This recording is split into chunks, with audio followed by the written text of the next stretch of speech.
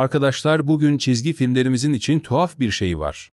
Ona yardım ettiğini söyledi ama onu kandırdı. Artık o bizim bildiğimiz Geek Tix değil.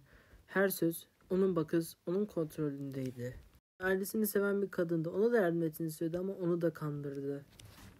Bu yırtığı durduramazsak Nobita ve Twilight Sparkle gibi kişiler de aynı kaderi paylaşacaktır. Çünkü onun adı Moon.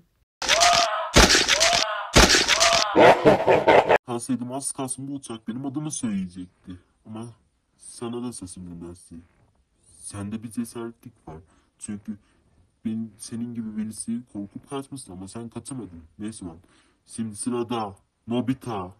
Ah, o çocuğun kalbini kırmak çok kolay olacak.